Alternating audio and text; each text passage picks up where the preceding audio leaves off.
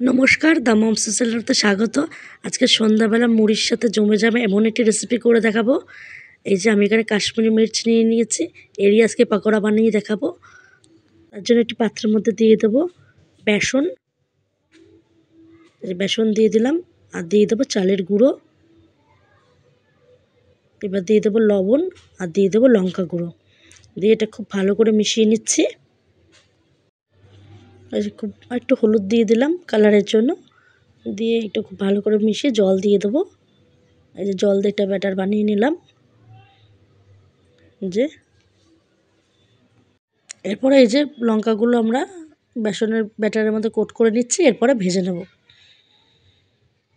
এই যে কড়াইতে তেল গরম হয়ে গেছে, এবার এক এক করে লঙ্কাগুলো ছেড়ে দিচ্ছি।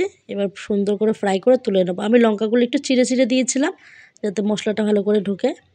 এই যে তুলে নিয়েছি। সন্ধ্যাবেলা চায়ের সাথে একদম জমে যাবে। ভালো লাগলে লাইক কমেন্ট সাবস্ক্রাইব করবেন, চ্যানেলটির পাশে থাকবেন। ধন্যবাদ।